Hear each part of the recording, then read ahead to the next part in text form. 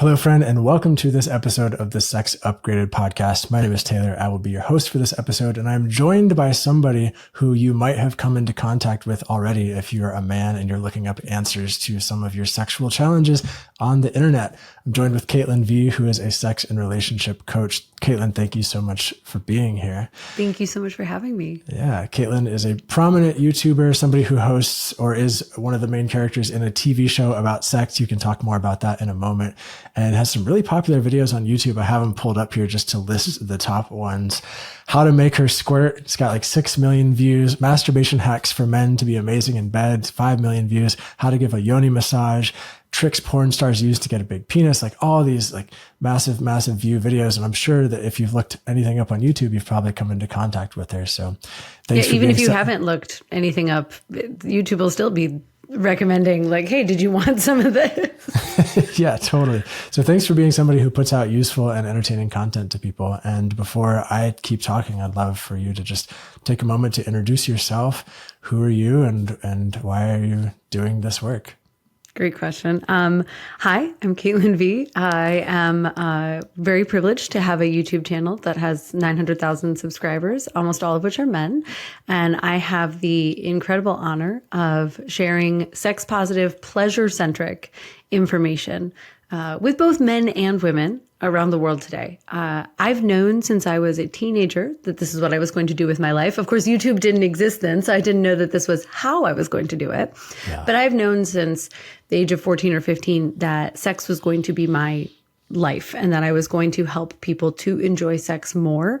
And it's been very much a singular focus. I did a science route. So I have a degree in conflict studies and I went on to get a master's in public health and I was doing population level research through the Center for Sexual Health Promotion at Indiana University. I went on to get my doctorate and was very successful, but was very unhappy. And I was always teaching sex ed at night or leading discussion groups in the evening, usually with like populations of LGBTQIA youth or unhoused youth or non-monogamous folks. And I lived for that. So I was like just surviving research during the day so that I could get to the evening where I was helping people in a one-on-one capacity or one-to-many capacity to actually improve their sex life. And I thought eventually, this is the thing that is giving me the most joy.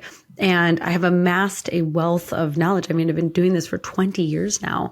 And so when I made the transition over to coaching, which was 10 years ago, I decided that I was going to just put all of my knowledge and everything that I had amassed at that time into supporting people in a direct capacity. And that led me to YouTube. I was a very reluctant YouTuber.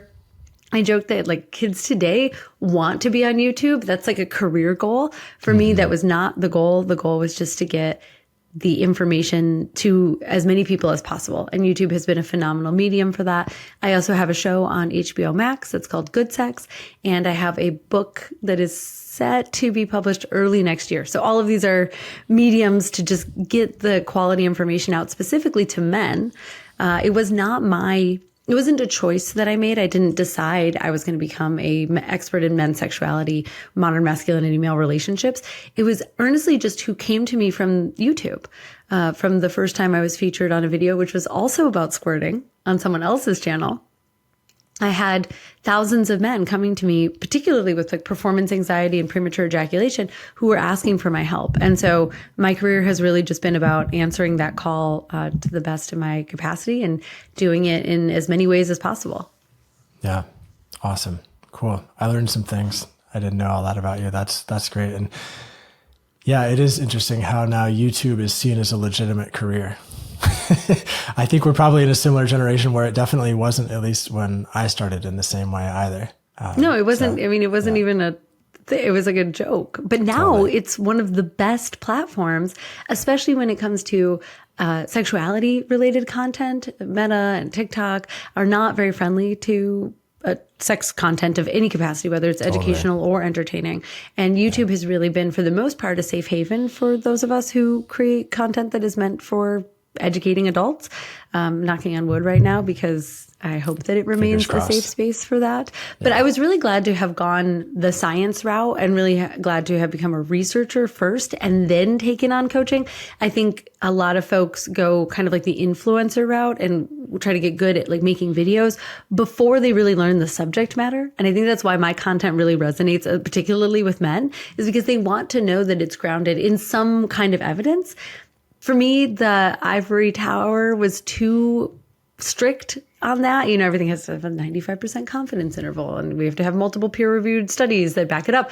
And for me, I was like, there's some quality information out there that we may never be able to prove, right? Yeah. We were talking like the more esoteric sides of sex and sexuality, the parts that engage our soul and our energy. And I didn't want to wait for peer-reviewed studies to prove that which I already knew.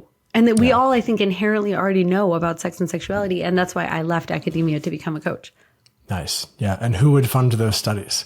There's not a whole lot of money to be made there. Yeah. Exactly right. There's no money to be made. Yeah. All sexuality research really, I shouldn't say all, but a good portion of it is disease focused, disease related, or is related to the pharmaceutical industry in one way or another. And I didn't have time in this lifetime to wait around for those things to catch up to the people who actually need it right now today.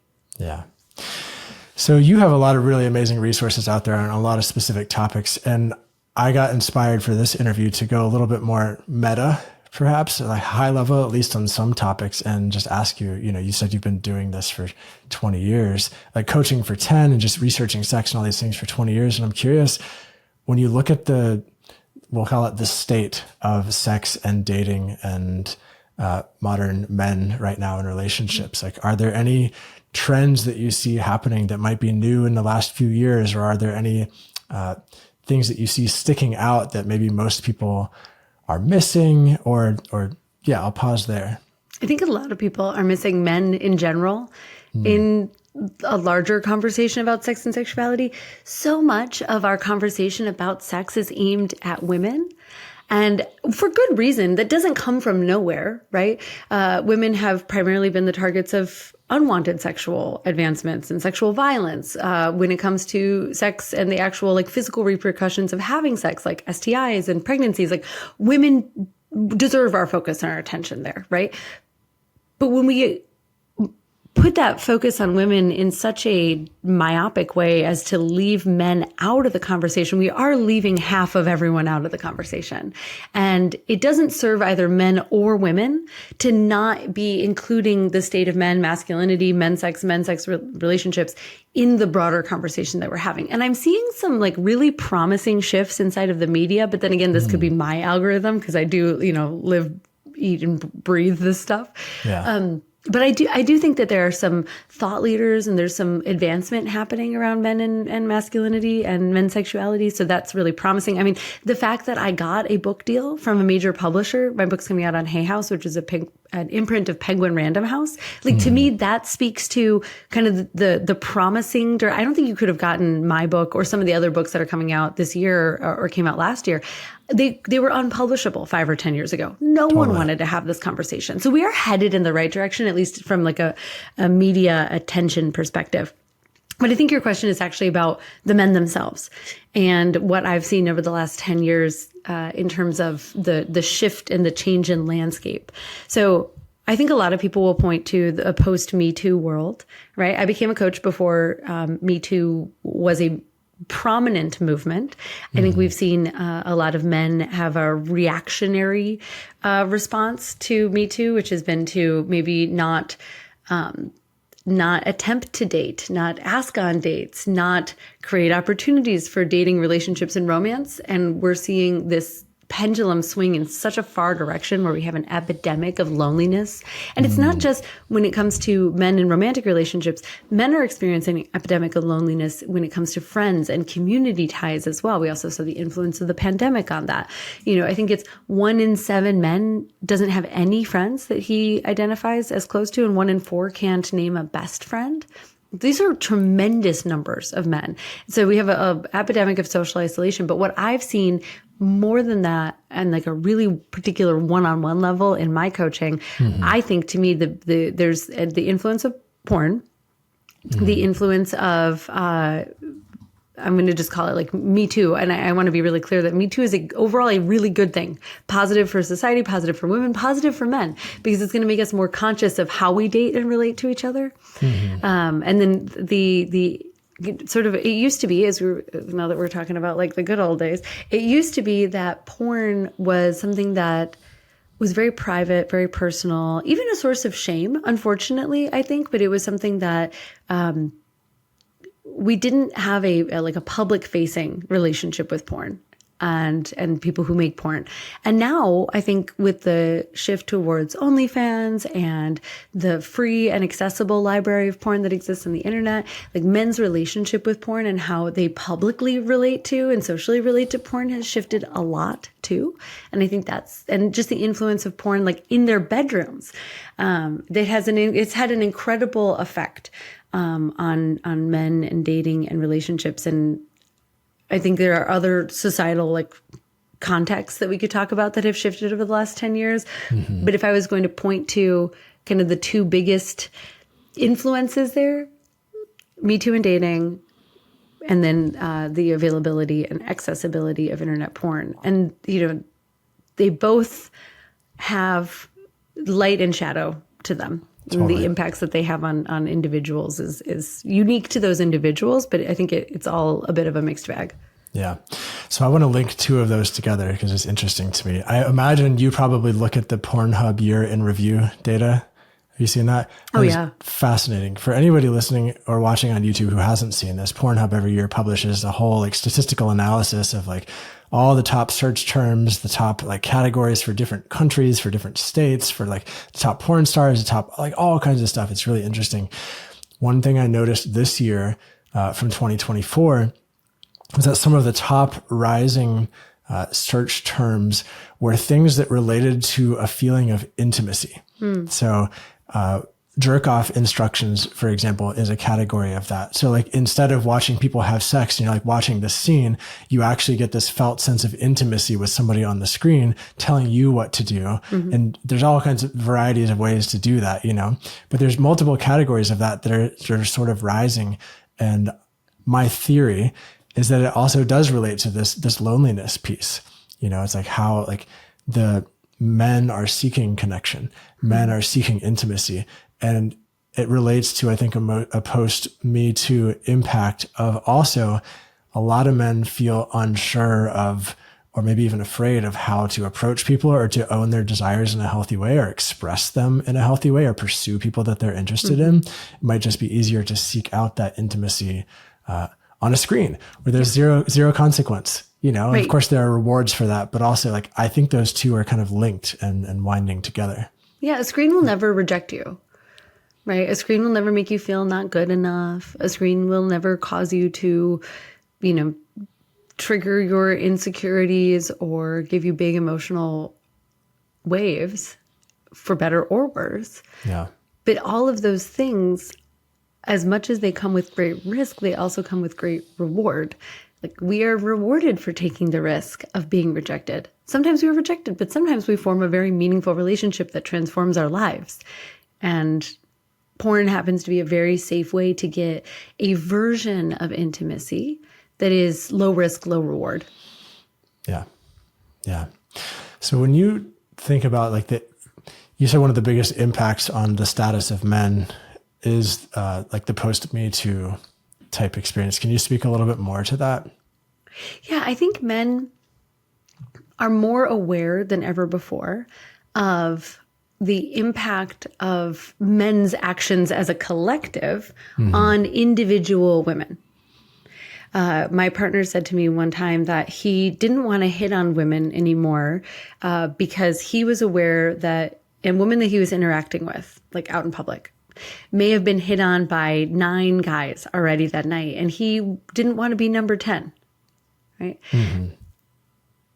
And there's a lot of compassion for women in that. There's a lot of like kindness for that. But the issue is, of course, that like, well, I love him. He's my partner. I think he's amazing.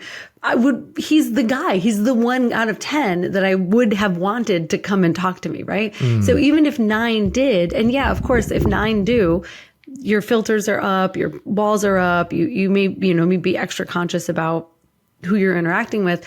But we want men to feel that they can approach women. We don't want them to artificially withhold themselves for fear of adding to the pile, right? That's not the goal of MeToo.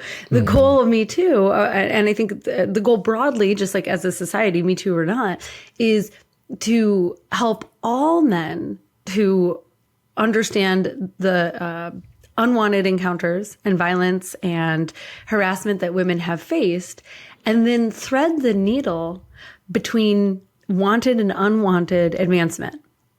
And I think just like with all things, I was thinking about that this morning. I just got back from a funeral, and unfortunately, the person who passed, a member of my family, was fairly old upon passing, right? And I made a comment sort of offhand to his wife, his widow, while I was making coffee the next morning. I was talking about adding like cream and sugar to my coffee, essentially. And I was like, I used to drink my coffee black, but then I remembered life is short, and now I add creamer.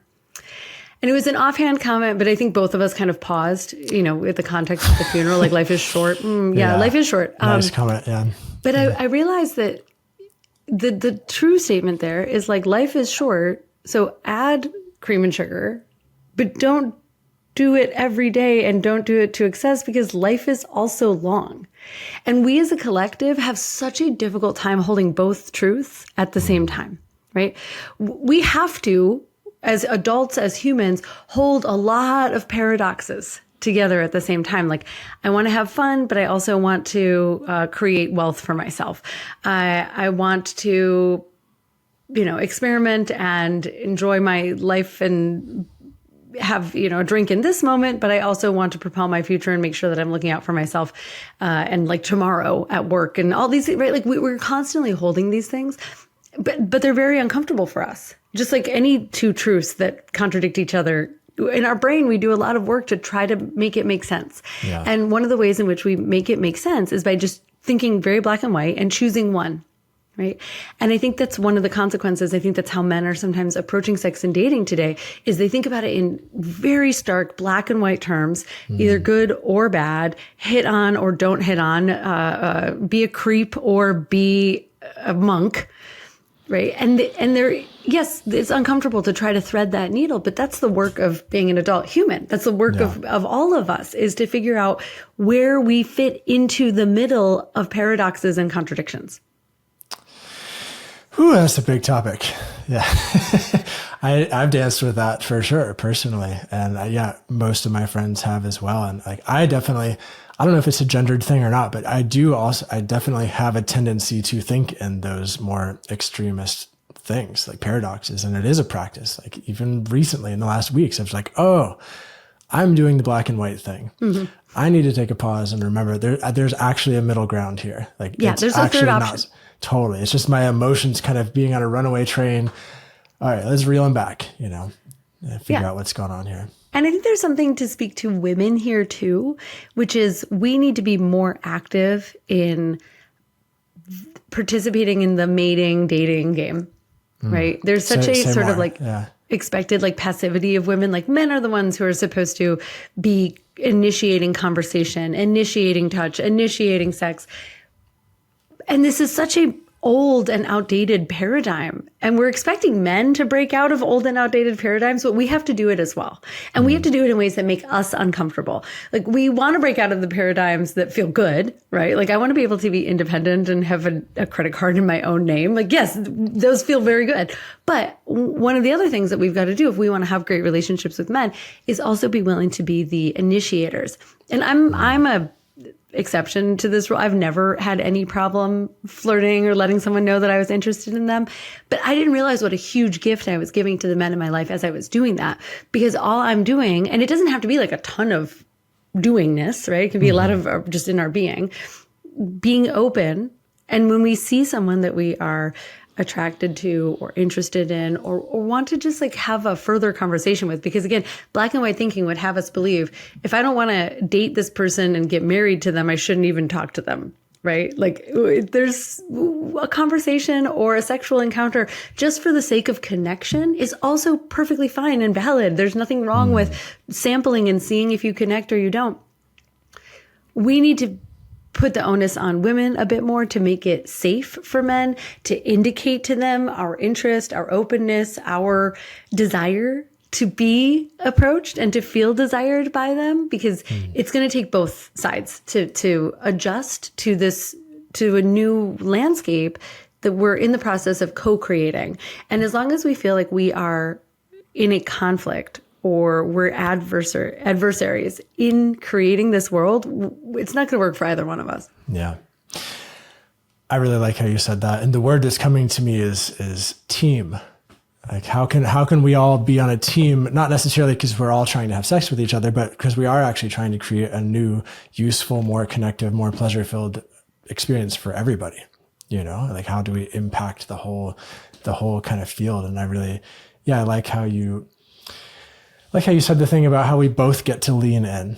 Like if we both want to be creating, like ask the other person to step out of their discomfort, like we both need to do it too, you know? And it's interesting because there's so much content out there right now around, men need to be the leaders. Men need to be the initiators. Like if you're not dominating, if you're not initiating, you're not a man, you know, like the women need to be like, it's a huge thing, going on right now. And I think it's evidence of a big sort of like everyone's like shrugging their shoulders. Like, what is this sex thing actually? You know, like how do we navigate being a sexual being in a modern world? Right. And I think the reason that we're seeing this content rise to the top is because it is a very simplified explanation that kind of takes this very, very complex world that we live in today that has all sort of historical factors running up to it, all sort of contextual and societal level factors, even like our current economic state, even our political state. There's so many things that lead into how we got here. And it is so nuanced that it is very seductive to reduce all of that to just men need to be more dominant. Yeah. Right. It harkens back to a imaginary time in the past that none of us were there for and no one can speak to. And the people who were there are like, it wasn't that great. We don't want to go back there. Right. But it's very easy to fantasize about a simpler, easier time where everyone just knew their roles and acted in their roles. And it's because we're sort of rudderless. We are unmoored. And yeah, it is uncomfortable to be drifting out into new territory without anchor. But the answer is not to run back to the island that wasn't working and just force ourselves back into roles that no one liked and we're fake and we're sort of a fantasy anyways. The answer is actually to like continue to move forward with the understanding that we collectively are capable of figuring it out. And I think it comes back a little bit to like a crisis of confidence too. I think both men and women, but this especially affects men and especially younger men. There is a real crisis around feeling both confident and competent inside of these worlds. And the truth is that you don't develop those in isolation.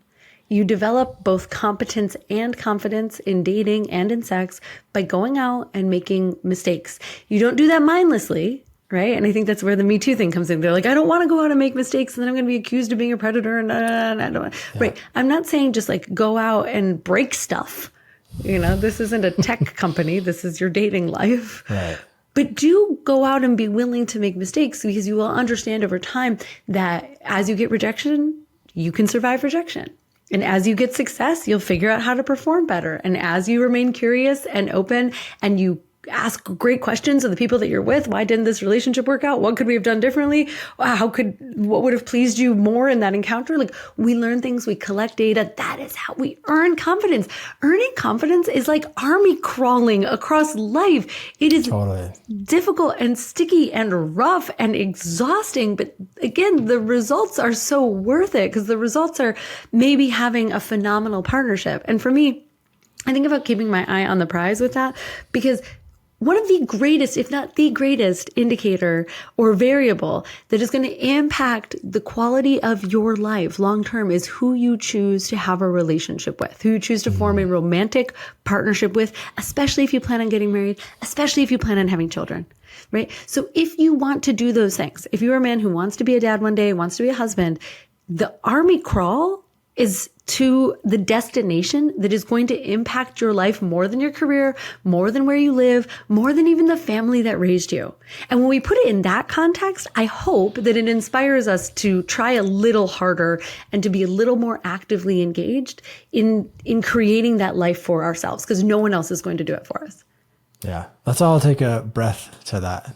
Just digest that for a moment.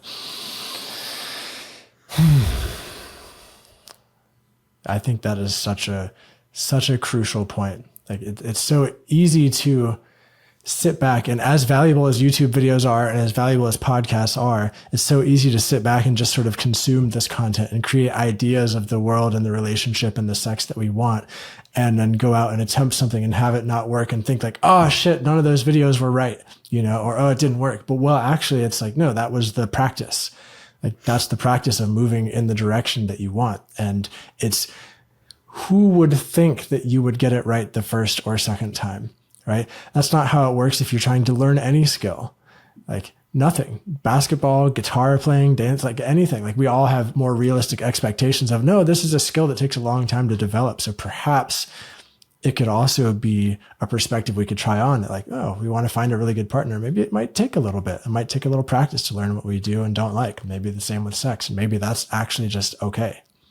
And these are things that we can get better at, right? Not by consuming endless content and never practicing it, but by taking the content, going out, practicing it, refining, discovering what it is that we want to look into and learn about next with that added information. We treat sex different than we treat anything else. Like I don't feel shame that I'm not a great cook and therefore I need to always be relying on recipes to make a great meal. It's okay that I need to do that. It's totally fine. I can wish that I was a better cook. I can even wish that I liked learning about cooking. I don't. But I still need to eat and I still want to feed my friends and the people who I love. So I put in the work to read the recipes and teach myself how to get better at that. Same is true for any other skill, whether that's like playing hockey or learning about electricity. Like we don't usually experience shame around wanting to get better and learning at things. But we have been sold a story that we should, especially men, just be good at sex, period. We should never have to ask. We should never have to do any additional work, learning, research in the background. We should just know the door should close, the lights are off, and we know what we're doing. And it's not like that. I saw a clip from a comedian last night. I wish I could credit him. I don't remember his name. But he said, we ask for sex in a way that we would never ask for anything else. He said, if I want a coffee, I don't go to a cafe and just hang out, putting out vibes, hoping that the barista gets the message and gives me a coffee, or have to call my ex-barista late at night and ask you up because it didn't work out, right? We approach sex as if it is, and for good reason, we approach it differently because it is different, right? This is the process through which more human beings are made. It's a big deal, right?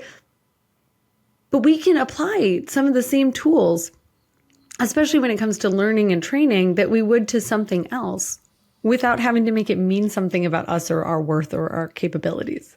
Yeah. Yeah.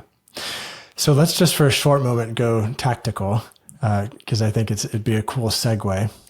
We're talking about skills and techniques and learning and practicing things. And you have a lot of content around how men can have either stronger erections or last longer during sex. And I do too. And I'm curious, having worked with perhaps hundreds, thousands of men at this point, have you seen a sticking point?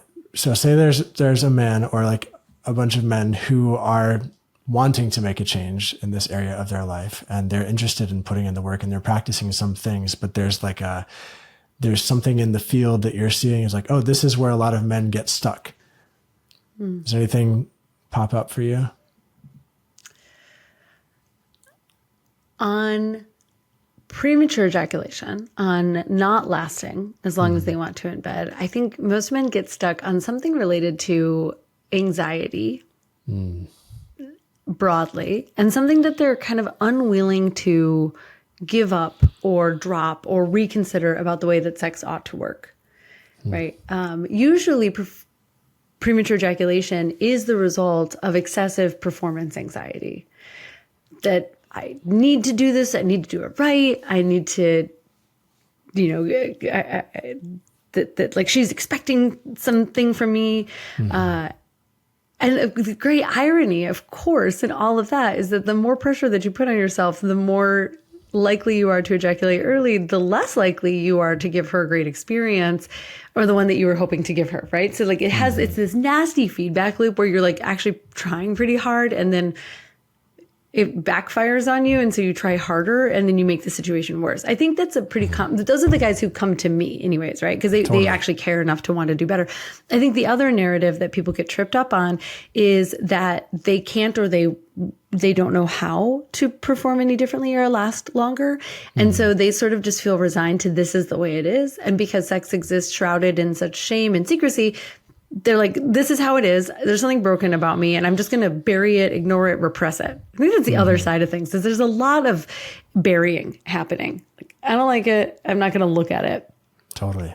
On the getting and staying hard side, I think men get stuck on the idea that there is a pill to fix that. And that's that, right? That it somehow stops at our physical body and that erections are just a biological process. And it is categorically false that erections are strictly a process of, your anatomy and physiology and your biochemistry. Like they're just not.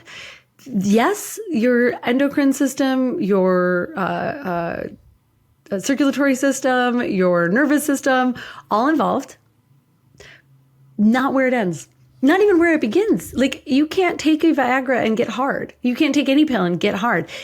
The pill will only keep you hard. Your brain has to do the work of sending the signals that allow the capillaries and the smooth muscle in your cock to allow blood to flow in. And only once it is in does Viagra help it to not leave. Right? All of those pills, Viagra, Cialis, the entire category of medications, it will not get you hard. Your brain has to be actively involved. And because your brain has to be involved, that means your thoughts are involved. That means your emotions are involved. And I think, to take it even a few levels out, I think your relationship as a whole is involved.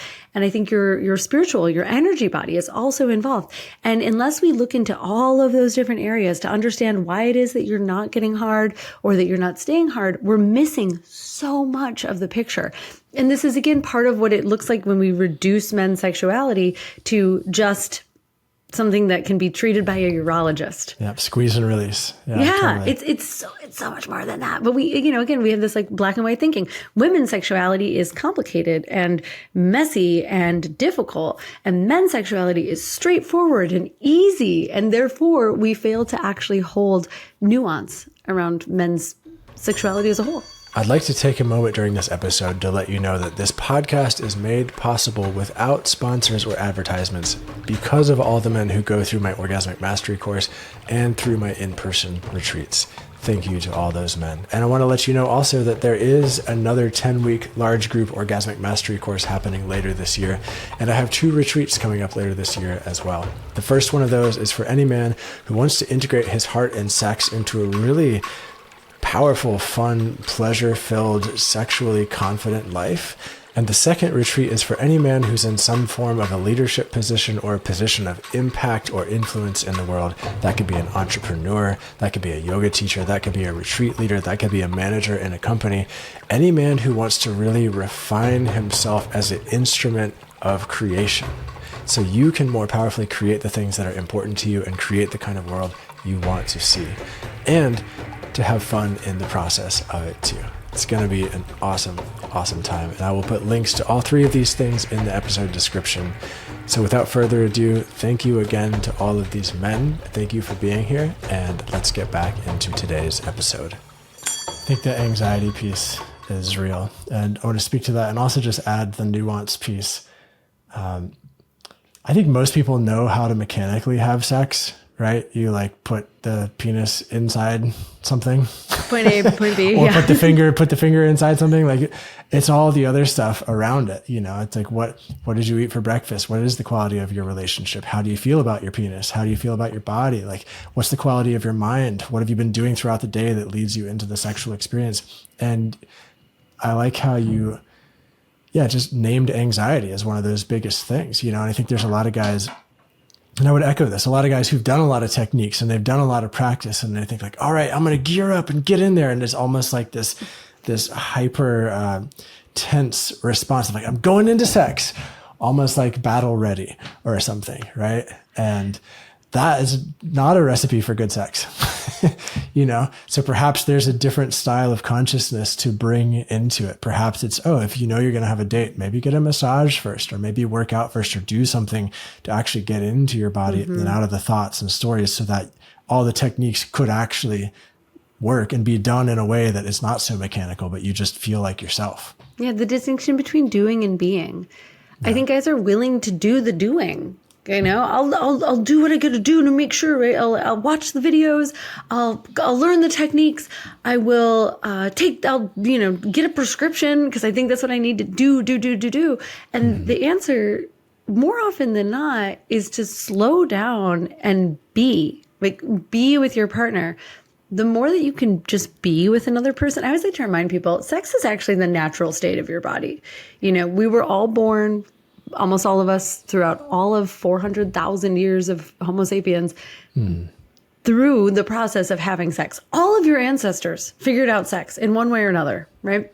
Your body's meant to do it. You don't need to tell your stomach how to digest food. You don't need to tell your brain how to fall asleep when you close your eyes at night and your head hits the pillow. You don't need to do sex. Sex will happen if you put all of the pieces of the recipe together for your beingness. Sex is actually a very natural state. A lot of people experience that they have better sex on vacation, right? Whether you're in an existing couple or you've been together for, a long time or a short period of time, like a lot of people, especially in couples, are like, oh my God, we have the best sex when we go on vacation or we go in the hotel or whatever. Yeah, it's because when we're on vacation, we're being more than we're doing, right? We're not doing the laundry, we're not doing the mail, we're not doing the taxes, we're like just eating and sleeping and resting and being in our natural state. And when we're in our natural state, especially when stress is lowered, sex happens very naturally. It just occurs. So I think your advice on have a workout, get into your body, have a massage, all of those things are about taking care of your beingness and then bringing that to your partner. Yeah. Beingness. If we had a Venn diagram of the different important categories, we'll put beingness as its own one. I think, when I was really going on my journey to uncover a lot of why I was having really horrible sex, I noticed that there was a trend of I could have better sex in the mornings, especially right after waking up. And in hindsight, I look at that and think, oh, that's because you were just so relaxed. You were not pent up about the day. You weren't carrying any stress from the day. You had just woken up from a really nice, deep, restful experience where your body is just laying around and you don't have any of that tension. Yeah. At least for me, that was why it worked. And I think that's why it works for a lot of guys. They have an easier time in the morning. Not everybody, but some people. Well, and your testosterone gets replaced and reproduced overnight. So you have a little testosterone spike in the morning. You have a little cortisol surge in the morning, which gives you a little extra energy. Because cortisol, as much as we associate it with negative stress, also is healthy and productive for the body. We do want healthful stress. For sure. And yeah, it's very unfortunate. I am not a morning sex person. I think about sex all day for work. Right. So by the end of the day, by nighttime, I'm like, okay, let's go. Cause I've been thinking about it all day, not every night, but often. And then and many of my partners have been morning sex people and I wake up in the morning. It's the only time of day that I'm not thinking about sex. So usually I'm like, oh man, this, I usually get 8 hours of personal warm up and now we're just coming in hot. Well, I'm cold. Why are you so hot? But it's because of that. So I can do things that help my body to meet his vibe in the morning, and he can do things throughout the day and especially throughout the evening to lower his stress and come back down to that restful state, getting out of the fight or flight nervous system, being in the feed and breed nervous system so that we can connect at a schedule that works for both of us. Yeah. Yeah. So there's a pivot I'd like to make here. Okay. Right before we started this interview, I was looking at some of your content. I've been looking for a little bit, specifically for this, but right before this, I saw on your YouTube channel, you had a new video that seemed different than a lot of the other content that you've made. And I was like, Okay, oh, wow. well, which one is it? Interesting. Well, so the title is How I Used My Sexual Energy to Build a $750 million Business. And then it's sexual discipline. And you are, I think it's Dave Asprey, you're interviewing about this. And I thought, wow, I haven't seen anything about that, at least on your channel so far. And I'm curious, what's your take on that? It was a very controversial video. I actually took it down for a while yesterday. Oh, really? Yeah. Oh. So like, well, this is Are you open to yeah, going we can totally into talk about it. Yeah. All right, cool. And the reason is, so coming from a research background, but being a woo-woo coach and in the world of woo-woo coaches, I try to put a foot in both worlds. And the subject specifically of semen retention is a pretty contentious debate because both worlds have some pretty strong views on it. Yeah. I go back and forth based on the individual and the context and the season of their life as to whether or not semen retention is the best move for them. And I think semen retention ought to be, I think people like in that world where Dave Asprey is coming from, the like biohackers, biooptimizers, they would be quick to say, as he was, that semen retention is beneficial for all men all of the time.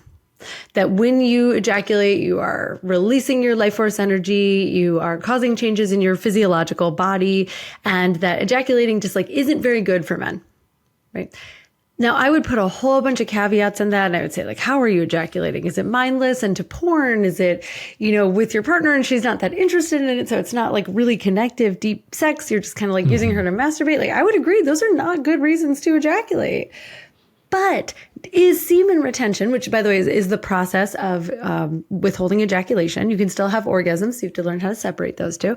But you withhold ejaculation, and then Dave gave a very particular mathematical equation for how often you should be ejaculating based on your age. Now, Interesting. There's a really great study that came out of the Harvard School of Public Health that was able to produce a correlative relationship with the number of ejaculations per week and the likelihood of contracting prostate cancer. It is not a perfect study because it required men who were older to go back and use just their memory to remember how often they were ejaculating per week in their 20s, 30s, 40s, 50s, 60s, right? Yeah. So it's not perfect because any study that is based on or relies on human memory is going to be a little imperfect. Mm-hmm. That study, though, proved a relationship between ejaculating a minimum of 21 times per month and a 30% reduction in the likelihood of prostate cancer later in life. That's a pretty quality study done by a great school that shows something very promising along the lines of how frequently you ejaculate and how likely you are to get prostate cancer, which affects a tremendous number of men, right? A great majority of men, actually, if you live long enough, your likelihood of getting prostate cancer is extremely high. Totally. So did you speak about that with him? I haven't watched the video. I wish I had time to do it. Oh, you didn't even watch the video? No, dude? I saw it like 3 minutes before we started, really. Oh, you just jumped on and you were like, this will be fine. Totally. You didn't know how much I wrestled with this. I was at an airport. I was in an airport bathroom sending text messages to my whole team yesterday going, should we take it down? Do we leave it up? So I did address that with him, but I had 15 minutes total to interview him. Yeah. So I wasn't able to go tit for tat in the way that I wanted to. So I said my piece, which is that I think only men who are living an incredibly healthy lifestyle that includes no alcohol, that includes a really reduced or zero intake of processed foods, that includes a spiritual practice, that includes, taking care of their physiology. Like only those men should be really thinking about semen retention.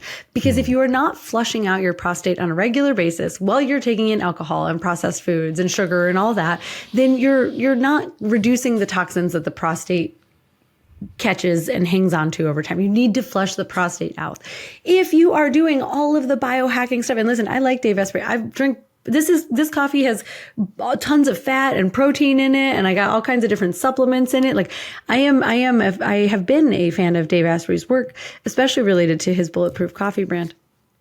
But I think he's wrong on semen retention. I think he's wrong to recommend it broadly to men without considering the context in which those men are living the rest of their lives.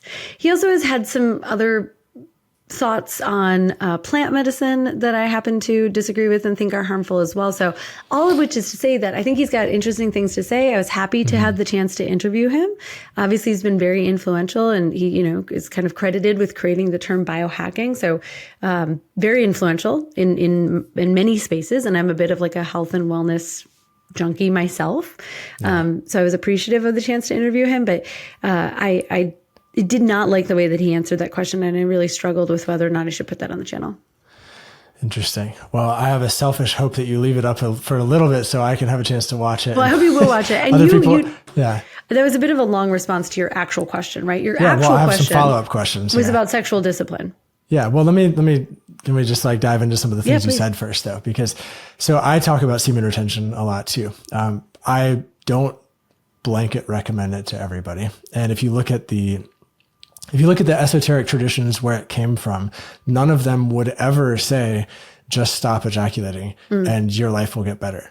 Like they all talk about changing your lifestyle. They all talk about learning practices to integrate and move your sexual energy and not let the buildup just stay there. They talk about diet. They talk about sleep. They talk about all of this stuff. So it is part of a more holistic approach to life. And I would agree that it's not the panacea, it's not the thing that's going to change your life. But for me, it's a part of my healthy lifestyle that feels good for me. If I ejaculated 21 times per month, there's no way I could have built the business that I built. And maybe that's just how my system operates. And maybe that's my story, but also that was an experience that I had. And I think I needed to go through a season of more intensive that, because for me, it was more than just the biological act, right? It was also learning how my mind reacted to sexual stimuli, learning how my mind reacted to porn, and learning the actual discipline to be able to control not just my thoughts. It wasn't just the ejaculation. And if there is a critique that I would put on the whole world of semen retention and nofap in general, it's that way too much focus is put on whether you ejaculate or not. Right. And not all the things that go into it. Totally. And I actually believe that it is possible to have an ejaculatory orgasm that's very restorative to your system, that feels good, that's amazing, that doesn't leave you depleted. There are ways to do that. And it generally doesn't happen if you masturbate mindlessly to porn and ejaculate. Exactly. Yeah. I appreciate everything that you shared just then, because to me, I think if we think about it less in terms of the 3D and whether or not you jizzed, like if we think about it more in the 5D, right? In the non-physical realm, it's where are you putting your energy? If you're pouring your energy into porn, if you're putting your energy into building a romantic relationship, so you're having sex all of the time, that's energy that you're not putting towards a business. But there are times in life where you are building a romantic relationship. You found someone who's going to be, the partner or the mother of your children or your wife. And it feels right and good to be having sex with her regularly and pouring yourself into, this like wonderful, pleasurable experience that we're lucky to have a few times in our life. Right. Yeah. And then there are times where you're in a season of business building, and it doesn't make sense to be pouring your energy into not just your sexuality, but into your hobbies, into your community, into your family, into your home. I often joke, because I'm an entrepreneur and I have very much loved building a business. When I have a beautiful home now, but mostly that's because I live with an interior designer and she's phenomenal at building a beautiful home. But I often joke that I decided to have a business instead of furniture. All my furniture is like very perfunctory. It just works, right? It was, and of course now that's not so much the case, but it just needed to work. It just needed to hold books. It just needed to hold sex toys. It just needed to hold an altar. Because it wasn't the season of my life where I was going to spend a ton of time and energy on figuring out what my particular interior design aesthetic was. Yeah. For some people, that's non-optional. They care so much about like their physical living environment. They couldn't even build a business if they didn't have a beautiful environment around them, right? For sure. So that energy that they invest in that comes back to them. For me, spending energy on that isn't a ton of return on investment because it's not where my energy is put best. And I think if we can take like ejaculation off the table and think about it in terms of furniture, it helps to sort of like de-escalate the intensity of the conversation. It's just about where you want to put your energy. And life is made up of seasons. We are not separate from nature. Nature, plants, animals, everything has seasons. if we are constantly trying to exist in like the summer of high production, high go, go, go, or the winter of no go at all, we're stuck. We need to be able to move and be flexible and have our life meet the context of our actual world. Yeah. Recipe for burnout or recipe for apathy. One of those two things. Totally. Yeah, I'm similar. Yeah, I'm similar with the furniture thing. I'm a very functional guy. My partner is the reason my house is beautiful. It's not me. I would have shitty bookshelves otherwise. And I've learned to appreciate those things. I'll say, yeah. That's why we work. That's why we're social creatures, and it takes everybody to create, the world that we want to live in. Totally.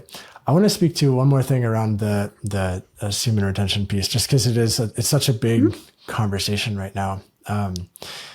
Also, according to, so I'm kind of a nerd about this stuff as well. And John Hopkins Medicine School, top 5 ways to reduce prostate cancer risk for guys. It's number 1 is like improve your diet. Number 2 is stay at a healthy weight level for your height. Number 3 is exercise and work out regularly. Number 4 is drink less alcohol, stop smoking. Number 5 is get more vitamin D, right? Like that's all really straightforward lifestyle stuff that I would argue, again, like if you're going to be practicing semen retention, like you should also be doing those things. But then if you do the math and like look at, well, what are all the studies that show a percentage risk of all of those different 5 things? Like every one of those ranges between like 5 to 30% of a reduced risk in prostate cancer also, So that's, if prostate cancer is the number 1 cancer that men get, which it is, like, and we want to live a long time and not be negatively impacted by it, like we should at least be doing those 5 things. Yes. Yeah. Do those things. And then here's the thing about all of those things and semen retention. All of them are related. All of them are going to use the power of your mind, the ways in which you are addicted to things. They're going to force you to develop discipline. Right? It takes discipline to have an exercise routine. It takes discipline to clean up your diet. As someone who has a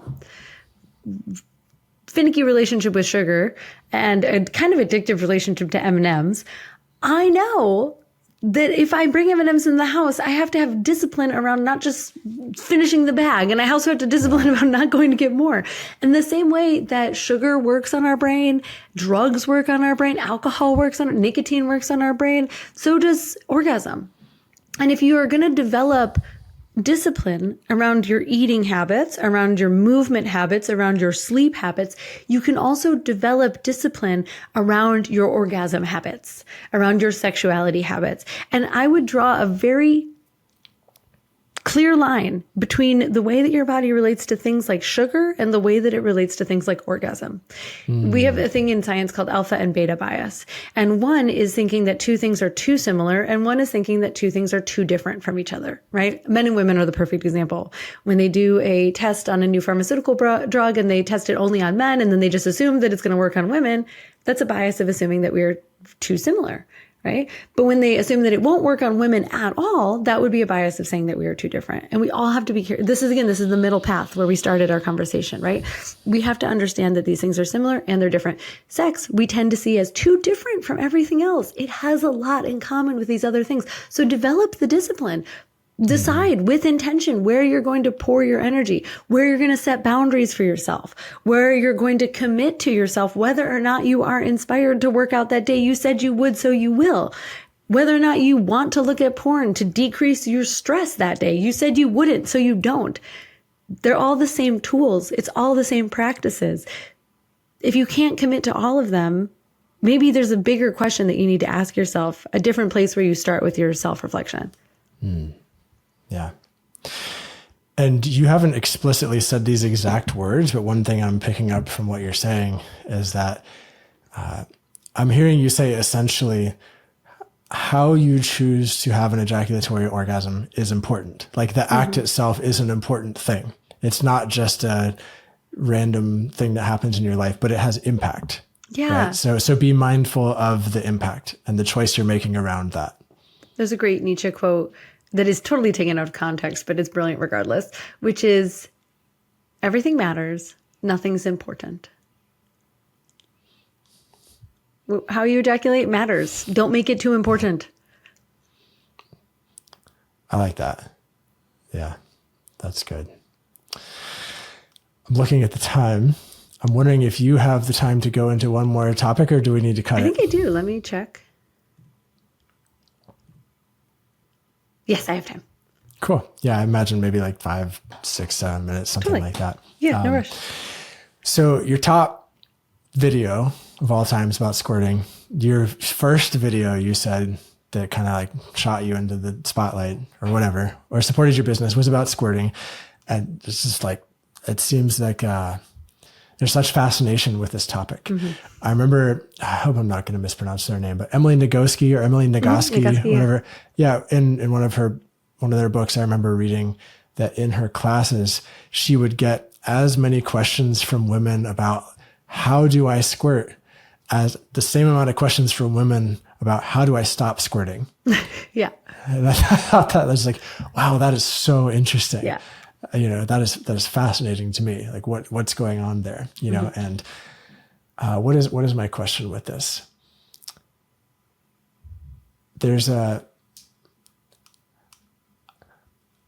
in men, and I've seen this in myself, like we can be like goal oriented and think that certain things need to happen in order for your sex to be good or successful, or that we're good as a lover, or that we're skilled. And I guess there's a question in there. I haven't looked at all your squirting videos, but like, do you think it's the case that all people can squirt? And is this something that all people should aspire to? And that it's like something that's it's so good of a sexual experience that like you should put in the work to make it happen. And it's a measure of being a good lover to be able to make somebody squirt. How perfect to go from male ejaculation to female ejaculation, right? Yeah. A lot of questions in there. A lot of questions in there. Just to begin with the easiest ones to answer yes, no. Yes, I do believe that almost all people who have a vulva and were assigned female at birth can squirt, can learn how to squirt, can create the conditions under which they do squirt. I didn't squirt until I was, intentionally. I had squirted on occasion, just like spontaneously, but I didn't know how to trigger squirting in myself until I was 26 or 27 years old. And now here we are almost a decade later, and I kind of wish that I could stop sometimes. So I think that just like Nagoski said, and I remember teaching sex ed to college students and having that happen to me as well. How do I squirt and how do I stop? And that's because squirting is it is as unique and as nuanced as the individual people who are doing it, right? I think from a men's perspective that squirting is very interesting to men because it looks like their orgasm. We know that ejaculation doesn't mean orgasm, but for most men, they conflate the two. And so when they see that she squirted, they're like, oh, yes, proof, evidence, right? I think a lot of men live in the ambiguity of like trusting that the woman that she was with orgasmed if they're brave enough to ask her, or hoping that she orgasmed if she made a bunch of faces and sounds, but he didn't ask her. There's always a little bit of like a trust thing going on for men towards women. I think even in very trusting, loving relationships, they're still sort of like, but did she really have an orgasm? I don't know, because there's no quote unquote proof. I mean, even all of the signs that you would consider proof, like flushing, sounding, breathing, contractions, like little wiggles in the body, the muscles of the vulva and the vagina, like the pelvic floor squeezing and releasing, like all of those can happen without an orgasm. Majority of the time they do indicate an orgasm, but there's just so much kind of like unknown and it doesn't feel definitive for a lot of men. And so I think squirting feels definitive. Squirting feels like definite proof that she had an orgasm. The great irony, of course, is that you can squirt without having an orgasm. It's very hard to like flush, pant, scream, moan, have one eye roll back in your head and have your pelvic floor twitch without having an orgasm. But for some reason, that doesn't seem like as much proof as squirting does. So I think squirting gets a lot of attention because it is so visually affirming of something happened. Yeah. Right. That's true. You can't deny that happened. It's like that happened. Obvious, there's wetness on the bed, which is why women want to stop squirting, right? Totally. And if you are a squirter, whether you want to be or not, I highly recommend, or your partner, your girlfriend, your wife is, I highly recommend that you invest in a Liberator throw. I have a link if you don't have one yourself. They are a waterproof blanket. They're like a micro velvet. They're very soft. They're very easy. I have a king size one, a travel size one, a mini size one, and I just keep them in my bedroom. And depending on how much time we have or what we're doing, they're also great for like having sex on a period, or if you're doing anal or anything related to the butt, like they just protect your sheets, or you're doing food play. It could be anything that would have you need to clean up your sheets afterward. A Liberator Throw is, I think, one of the most quintessential sex toys that there is, because it helps us to relax, right? Whether we squirt or we're trying to squirt, knowing that we may drench the sheets is something that prohibits us from being fully in the moment, because we are now worried about something, right? And even like a little piece of our mind being distracted by that means that we're not fully present. So invest in one of those. If you want to make your partner squirt, check out my course. I have the YouTube video, but then I have like a deep dive where I handle kind of like the squirting FAQ and the what ifs around squirting in the course. Like I give like, okay, if this doesn't happen, if this doesn't happen, if this doesn't happen, if this is the thing. So we go through kind of and troubleshoot all of the things related to squirting in the course. But you can start with the YouTube video, watch it, try the technique there. If it doesn't work, do a deeper dive into it, but understand that it's not necessary. It's not an indication that anything like tremendously good happened. I'll say for myself, when I have a squirting orgasm, they tend to be more of an emotional release. The first time that I had a squirting orgasm, I laughed, I cried, I felt all of this energy moving inside of me that had been pent up and built up in there. And so if you've never had one, I encourage you to try it, or try to have one with your partner, or bring her to the squirting orgasm, because you don't know what's necessarily built up in there, what could move, what could shift energetically, emotionally. I think it's worth it for that reason, though, not for the spectacle. Did I answer all of the 5 questions that you asked? Yeah, all of the 12 almost. Yeah, thank you. Thanks for speaking to that with such nuance. I think the piece, how to say this? I suppose the concern, the trap that I have fallen into in the past too, was getting so goal oriented on it that there's like this pressure now. It's like, oh, we're going to go for this thing.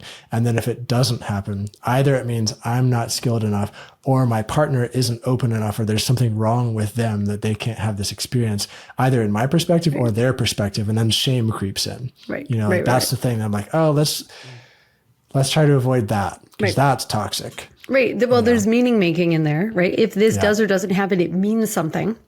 So you have to be really careful about not making meaning arbitrarily about things that happen, especially when there are things that are like, so many things are out of our control about squirting. Even as someone who can squirt regularly, it doesn't always happen for me. And I could make that mean that I'm not like a sex expert, goddess, influencer, whatever. Like I could make it mean that like I'm not doing a good enough job, or I'm not relaxed enough, or my partner's not good enough. Like I could attach any kind of meaning to it. But surrendering and choosing not to try to control the scenario has always led to better results. I just say there's like always a next time. If you're in a partnership, you're in a relationship, you're learning about sex and sexuality, you have a willing and interested and curious adventure buddy in the world of sex, then just come back and try it again. Orgasms of all kinds, squirting, which is actually G-spot orgasm, and other orgasms are like cats that don't want to be caught. If you've ever tried to catch a cat, the best way to catch it is to like kind of like be chill around it and maybe go like, like come over here, tick, tick, tick, tick, tick. But the second that you start lurching for it, jumping for it, running for it, it takes off, right? So the harder that we try to catch it, the harder that it becomes to catch. If you just create the environment, coming back to beingness, often the cat will just come and jump into your lap. Yeah. Right. So that's a great analogy. So don't make it mean anything. And then the other thing, and this is something I have to be so cautious of, and this is something that's important for me to say, as a professional person who comes in to like fix things in people's lives, right? Like people come to me because something feels broken in their sex life and they want to fix it. They want to address it. And that's incredible. The motivation and the inspiration that comes with wanting to fix something is really powerful. But if we're approaching something like it's broken, and if we're approaching our sex and sexuality like something to fix, something that isn't right, and we need to apply fixes and solutions to it, it has to be broken in order to be fixed. Right. And as long as we are approaching something from a place of it is broken and needs fixing, we're not going to actually be able to see it and appreciate it and experience it for exactly as it is and all of the ways in which it is absolutely perfect. And I'll tell you that treating something like it is perfect but could be different is a way more healthy. I'm hesitant to use the word healthy there, but there's a lot more power in that. There's a lot, you can get a lot more mileage out of this is perfect and let's try to make it better than this is broken and we need to fix it. I like that. Yeah, I was going to ask you, well, what's the alternative perspective? But that's the alternative. Like it's perfect exactly as it is. It's the perspective is far more surrender and allow than control and change. Yeah, awesome. A great note to end on. Thank you, Caitlin, for such an awesome and interesting journey of a conversation. Like really cool topics and really useful pieces, I think, too, at least in terms of how people can frame their perspective around sex and relationship and presence and energy. And I'm wondering if there's anything coming up in your world or that you offer that you'd like to share with us or you'd like us to know about. Sure. I have an entire suite of video courses on 13 different subjects, several of which we discussed here today: yoni massage, squirting, conversation, communication, anal. There's like a little bit of something for everybody in this library. So please check those out. You can go to CaitlinVneal.com/programs to see all of those. And then for me personally, I'm working on my book right now, which outlines the physical, mental, emotional, relational, societal, and spiritual aspects of sexuality that we started to touch on earlier as well. And I am working on a music responsive sex toy, pleasure object, that is about to be launched on Kickstarter. So depending on when this episode goes live, I'd love to give you that link. And if you thought this was interesting, if you love music and sexuality, which I do, and I know you do too, Taylor, then this is a thing you are going to want to have in your home, because it is truly a transformative experience for both men and women and allows us to actually harness music in a way that creates and drives pleasure. And it would very much fall in alignment with many of the things we discussed today, like pleasure as a way of being, as opposed to something that we do. So I would invite everyone to check that out. I'm very excited about finally launching it. That's really interesting. Are there other details you could say about that? Or you just kind of want to like tease that and leave it? Well, I'll say like, go ahead. Well, I'll say like, I remember you said this before we hit record, and like, I'm very interested in this. Like, I'm a drummer. I love rhythm. One of my favorite things to do with people and at play gatherings is to actually just drum on people's naked bodies to music, like all over, and just like give people a pleasurable experience to the rhythm. And people's minds are usually just blown at that. And I've had it from one drummer once, and I was like, this is fucking phenomenal. Yeah. So I'm just very intrigued, because we are, I mean, we are a drum, right? Our heart is beating a constant beat. We as the human body is musical itself. Yeah. So if I'm a nerd in this way. I have bought every music responsive vibrator on the market. And I will tell you that they're mostly an on-off experience. They'll catch the beat. They have a microphone, but they'll go z, z, z, z, z, z with the beat, right? Yeah. Which is cool, but that's not music to me. That's an on-off experience, right? And it's not necessarily that pleasurable. And I was working on, and I developed a prototype, because I was masturbating one day and I thought, why is it that vibrators just go zzz at whatever frequency they zzz at, right? It's meaningless. This is an unintentional frequency. No one thought about this, right? It just happens to do this. And I thought, I know from my work as a DJ and from my experience with sound, and I used to work at festivals as well, that you can really feel music, right? If you put it on a large enough speaker, like you can you can feel it happening. I used to have to pull people off of the speakers because they were just like high and just melting into, a 7-pound stack of speakers. And it'd be like, maybe this is not good for your ears. Let's take a little break. Yeah. And I was like, well, been there. Could we make a vibrator that vibrates at the frequency of love, or the frequency of the solfeggio tones, the frequency of the root chakra? Can we make one that actually vibrates to Om, that plays the sounds of monks chanting Om? So I worked with a friend to develop a prototype of this, and we made one, and it worked. And I was like playing with the different frequencies, and Om was really nice. And then this was the summer that WAP came out, about Wet Ass Pussy with Cardi B and stuff. Yeah. And I put that song on, and I was like, oh, whoa, this is okay. Yeah, Oming was nice, and Oming is good.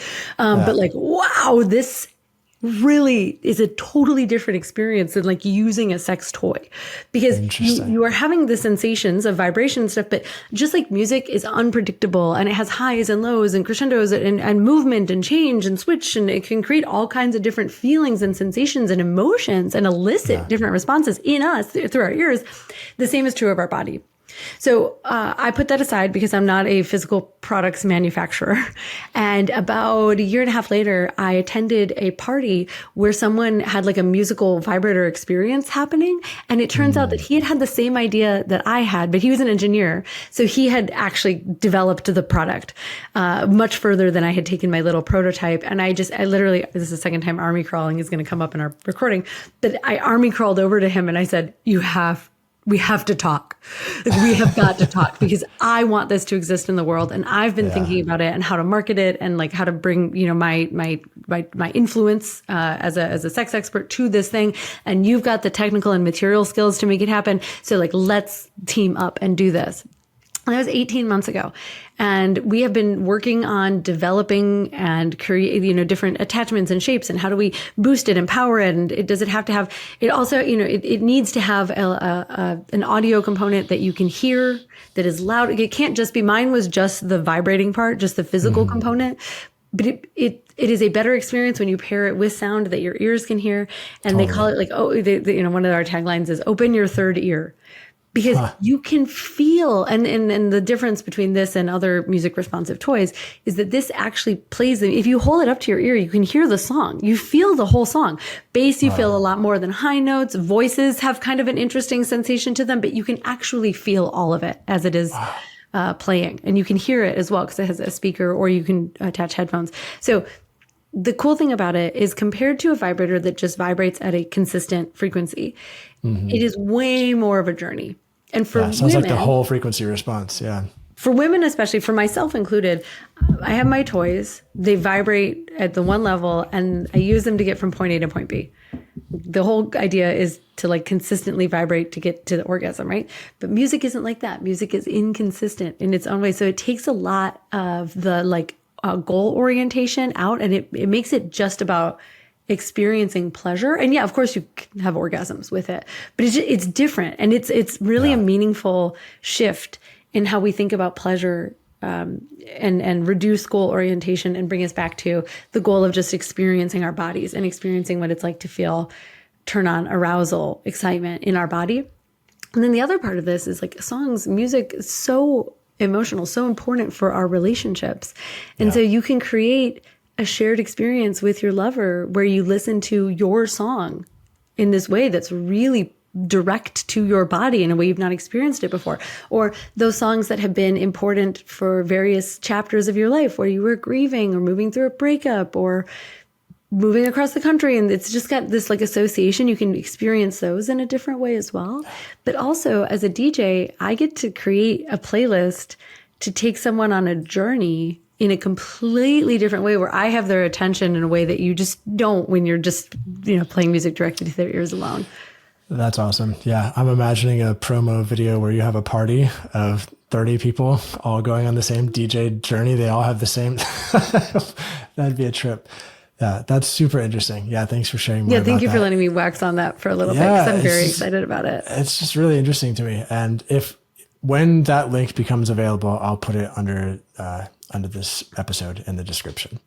Yeah. Thank you. So awesome. Thank you so much, Caitlin. Thank you everybody for being here with us. If you have any questions or thoughts, please leave a comment under the YouTube version of this video, and look forward to seeing you all next time. Thank you so much for having me.